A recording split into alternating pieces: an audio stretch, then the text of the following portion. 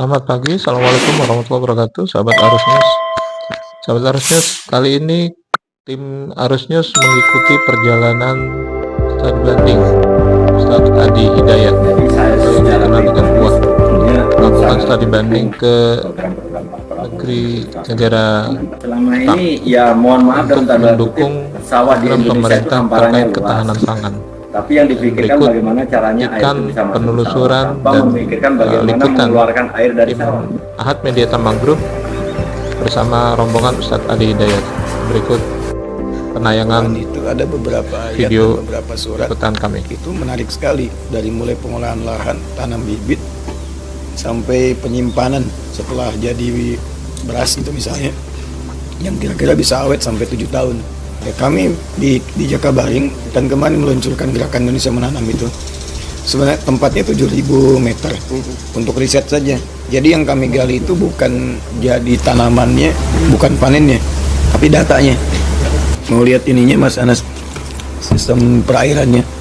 Boleh kalau Ustadz berkenan naik mesin tanam silakan, sawahnya di depan. Enggak aneh karena masuk mesin pakai mesin terus. Apa orang mesin otomatis Dewa aja bisa, itu sudah siap bibitnya sisanya kemana. Aja.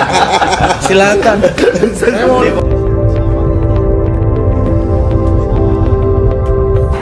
Dari Menggaru biasanya saya 3 hari. 3 hari ya. Dari Menggaru tanah.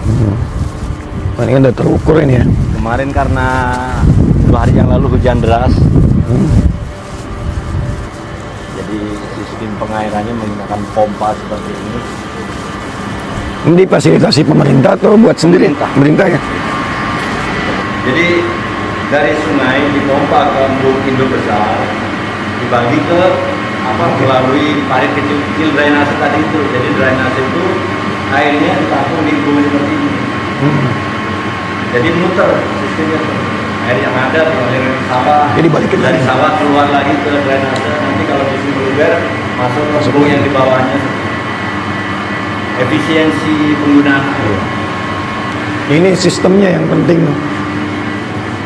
Kalau hujan gimana nanti nampungnya? Nggak naik ini. Alhamdulillah, kan itu ada drainase itu terbuang pas di bawahnya rel itu ada drainase induk. Oh, iya. Dibuang ke drainase. Langsung buangin. Betul. Jadi levelnya dijaga segini terus ya. betul.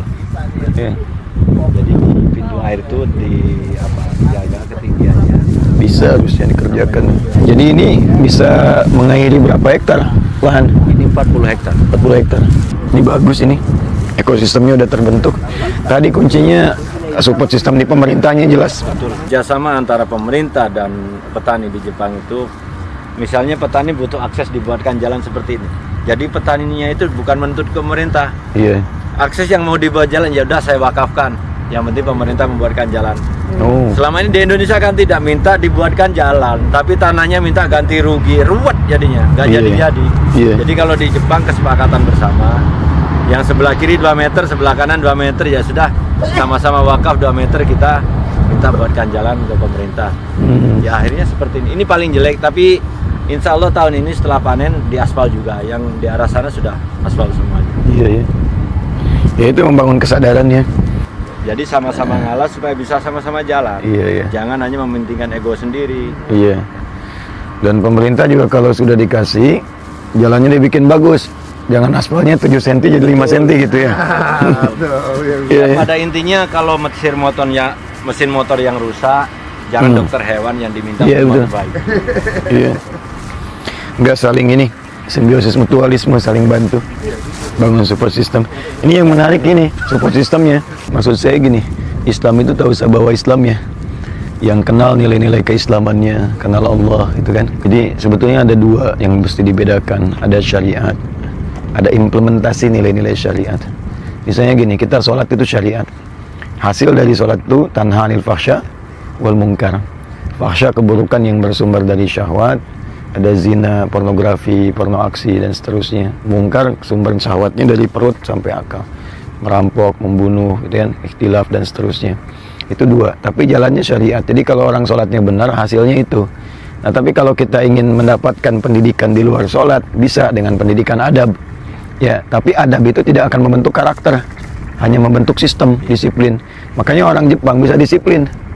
bisa disiplin, ya, tapi tidak bisa membentuk karakter utama dalam dirinya. Misal mabuk kan masih aja, zina kan ada juga gitu, tapi sistem membuat dia harus disiplin. Jadi doktrin hidupnya.